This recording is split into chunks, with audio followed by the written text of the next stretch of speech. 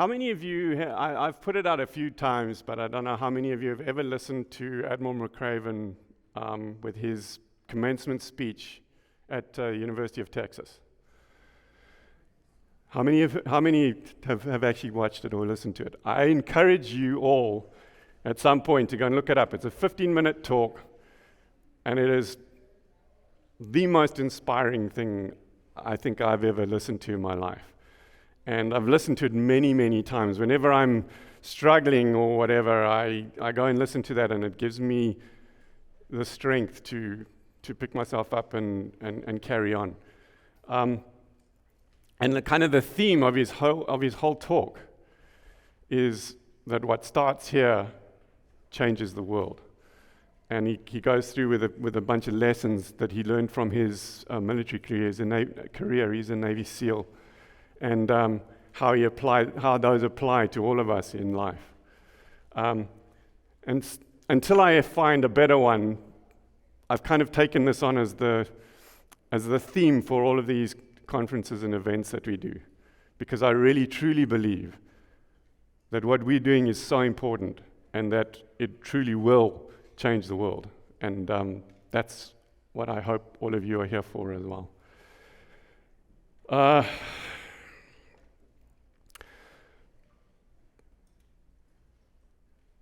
A few years ago, one of our attendees wrote to me just after Dr. Joseph Kraft died. And some of you will be aware of the Kraft test and all of that he developed. And he wrote to me, and he quoted, I think it was Isaac Newton. He said, "If I have seen further, then it's by standing on the shoulders of giants." And he suggested that we do like a tribute to Joseph Kraft, which I ended up doing. I called Ivor Covens up, actually, because he and Dr. Jeff Gerber had actually just fairly recently, just before he died, had actually done an interview with him that's on YouTube. And so I got Ivor to come up and do like a 5-minute tribute. But this year has been really hard in our community. And there's 3 people that I want to talk about that we've lost this year that is going to be really, really hard to fill the holes that they've left behind. The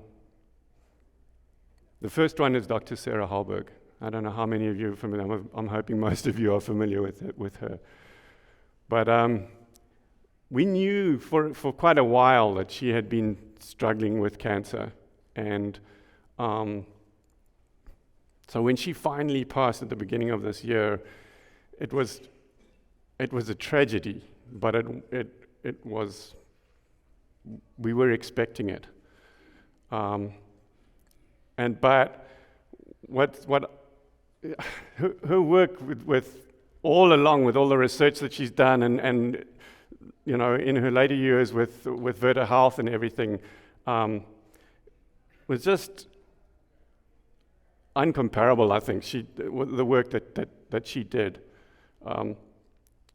But where was I going with this? So, I'm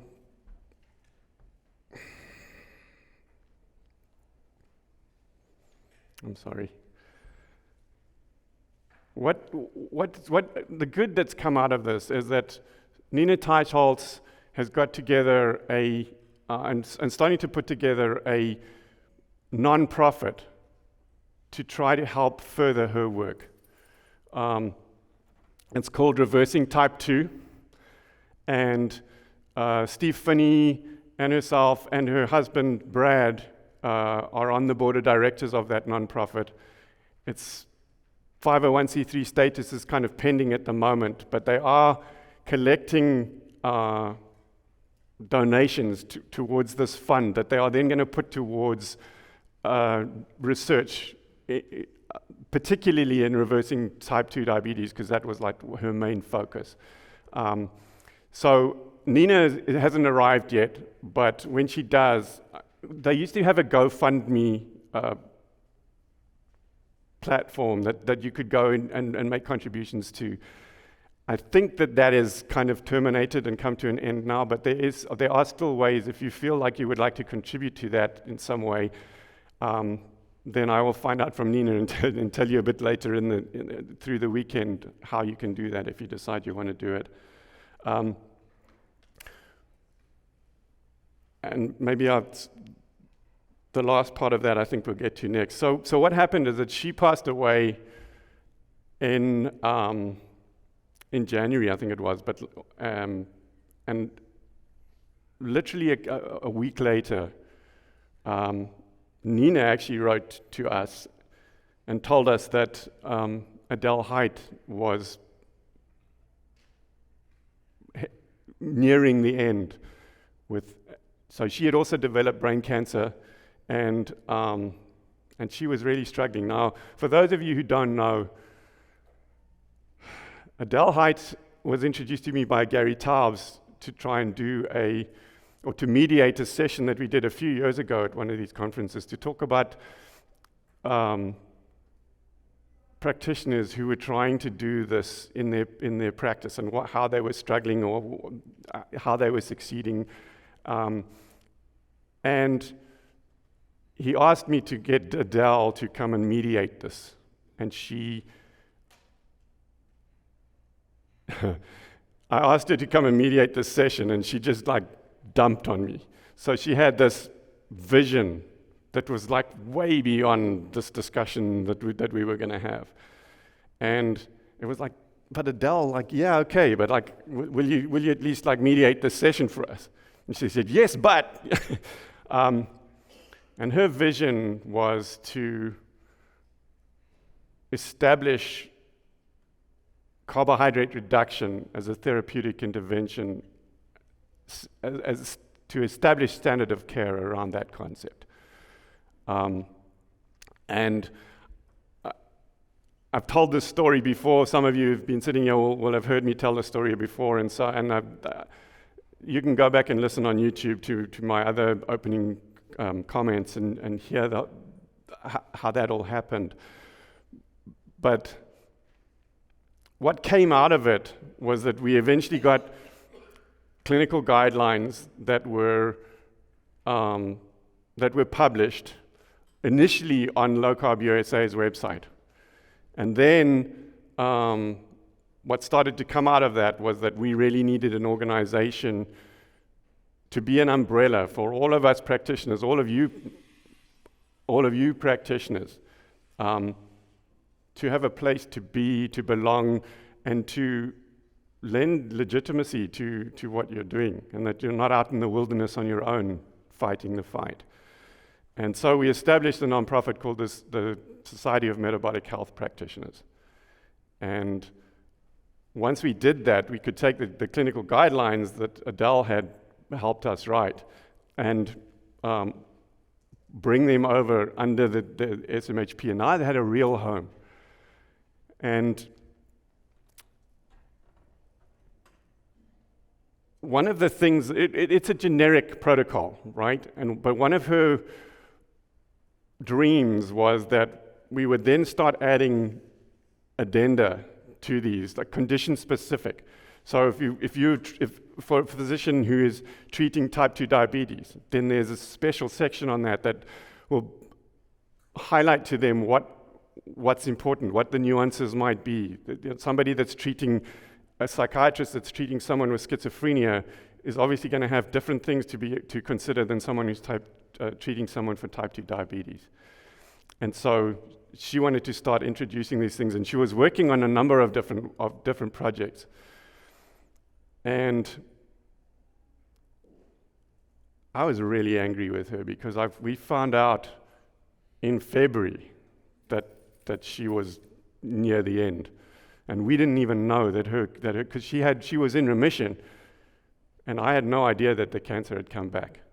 And I actually found out that she spoke at our Boca event back in 2020, just before COVID happened. And it had already come back then, and she didn't tell us. And so once this came out, we started talking to her, and I said to her, like, we need to get what's in your head. We need to get this down on paper, like what your vision was, so that we can try and continue your work.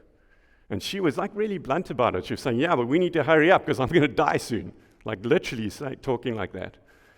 And she was really, really struggling especially because it had spread to her brain. She was struggling to handle it all. And she basically got to a point where she had jettisoned all the other Facebook and email and Twitter and all of that stuff. She couldn't deal with it. And we came across a platform called Slack. And it was one thing that she somehow found that easy to work with, and that was like the only way that few of us could actually communicate with her. And we were just trying to tie her down to a time, like when you're feeling okay, let's have this discussion so that I can document what it is that we need to do when you're gone. And we were struggling. We just couldn't make it happen. And then suddenly we got an email from her. It said, like, there's amazing news. Like, I went to see the doctor, and the tumor has shrunk, and I'm feeling much better. Let's have this meeting. And I wrote to her and I said, okay, let's have this meeting. And 3 days later, she was gone. And we were all excited. We thought like she'd turned the corner, with that and we never got to have that conversation. But I know that she was very, very close with Sarah Halberg. And I know that one of these addenda that she wanted to write was about type 2. So unfortunately, Brad Halberg was going to be here. Her husband was going to be here as well this weekend, but he got COVID, so he couldn't come. But Nina's here, and Stephanie will be here, and what I really want to do is see if, like, combining now what Sarah's gone with this type 2 diabetes nonprofit that they're causing, like, that's for research. And so maybe we can get a project going under there to add the type 2 diabetes addendum to the clinical guidelines through the work that we're doing with using the funds from that nonprofit to be able to, because this is the thing. Adele, we're going to need an army of people to be able to fill in and do the work that Adele was doing on her own. And a lot of the time, people need to get paid to do stuff in order to be able to even afford to do it. And so that's the kind of stuff that, maybe the funds from this nonprofit can come towards helping us to get this particular addendum done. So I'm hoping that through this weekend, the conversations are going to go really well, that we'll have a plan of action at least to get that addendum in place, in fairly short order. So let me just see. So this is what started the whole thing, right? She was on a jury for a malpractice lawsuit, and the judge had to explain to them what standard of care meant. For those of you who haven't seen this, it's not about what they were taught at school. It's not about a set of guidelines even. It's about a consensus. It's about people. What it says here is it's a community of practitioners in a similar environment with similar training, what they do in practice. And so if it goes to court, then a judge will poll 100 people in the same space that do the same thing and say, was this the right thing to do under those circumstances? And that consensus is standard of care. And what we were pushing for what we are pushing for and already starting to establish is an alternative standard of care for carbohydrate reduction as a therapeutic intervention. And that's what it's about. So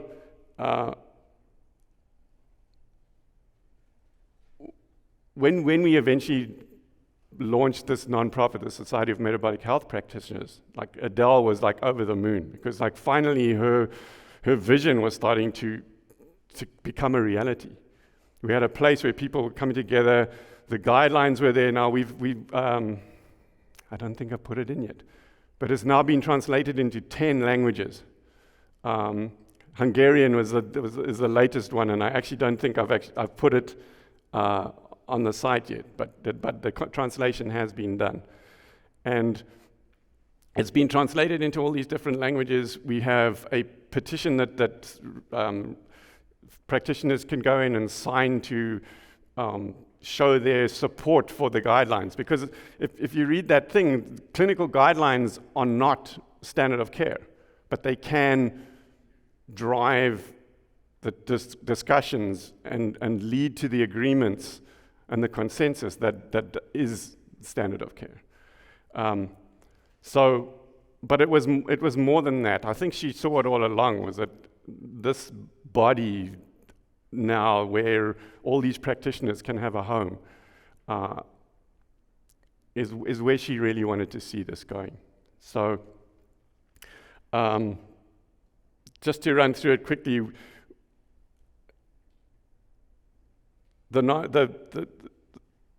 anybody can come in there. If you look down there and you see the under providers, people can register as a provider, put in their information, and get listed as somebody that is low carb, keto, carbohydrate reduction friendly, and they can get in there and do that for free, and they can people can find them. And I believe that it's. I've had a lot of feedback, saying that it's been really, really successful. Physicians are getting a lot of referrals from this, which is impressive. I didn't really realize it until the other day. Someone asked me, "Hey, how do I shut this off? Because I'm getting too many people coming, phoning me. I'm full. Can I shut it off for a while and turn it on again? If my practice quietens down a little bit, which is exciting for me because it means that what we're doing there is actually of benefit to people, So the clinical guidelines are there. They've been translated into 10 languages. Anybody else who wants to add another language, who wants to do a translation for us, just let me know, and we'll get you started. It's actually a much bigger job than people realize. Was it Portuguese or someone was all gung-ho and I'll do this thing for you, and I wrote to him and I sent him all the stuff, said, okay, here's what you need to do, and do these, put the translation to this template. And I never heard from him again. He won't even answer me. I write him emails, send him texts, it's like crickets. I've never heard from him again. So we'll talk about that in a minute.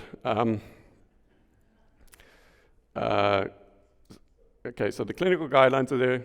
Oh, we've still got 10 minutes, okay. How do we go?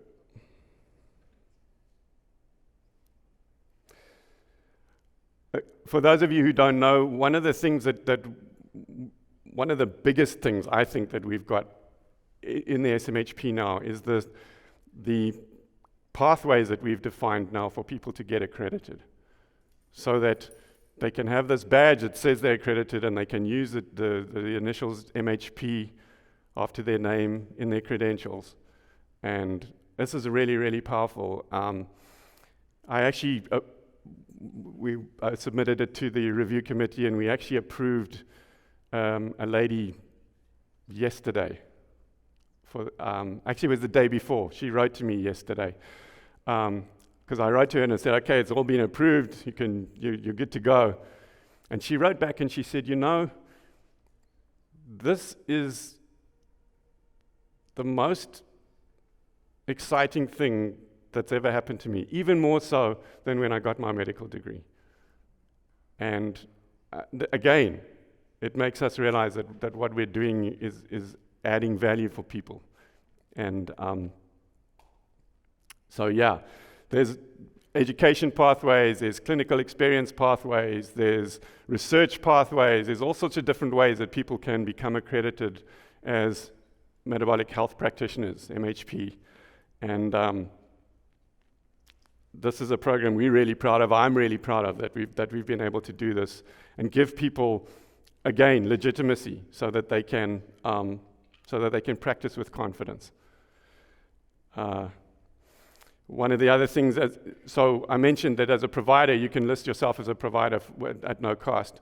But to become accredited and to attend, what we have once a month, we have a grand round session. And to attend those, you need to be a member. And there is a fee involved in that membership, but initially it was one size fits all. But we've introduced a bit of a scale now for so that non-physicians that are registered nurses and PAs and stuff like that the financial load is lower for them than it is maybe for the physicians. And the grand rounds have been, we ask for something similar here, like a 45-minute talk or something like that, and then we go to Q&A afterwards, and it's all on Zoom. And we've gone as long as 3 hours and 15 minutes in one of those sessions. The discussions that come out of that are just epic. And then we obviously record it and put it out there for the people that can't attend live. And if I look at the traffic that we get on the videos, and it's also something that's really popular amongst the community that we've created. And then the last blight on our landscape this year so far, about 2 weeks ago, Mariana went to her father's birthday and was coming home in an Uber, and there was apparently a massive storm and everything and anyway, head-on collision, and her 6-year-old son and herself died in the crash. Mariana Bastian was the founder of Brazil Low Carb, and we've been working a lot with her, and one of the committees that we have identified and try to get going within the SMHP is an outreach committee. And she had approached us, and we were starting to try and get her integrated into that. Dr. Tony Hampton is here this weekend. He's actually there we go.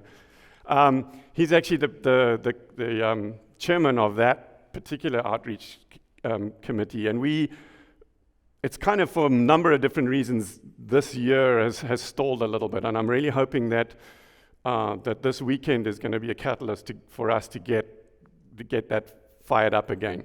And on Saturday, I think we're going to have a panel discussion that is going to.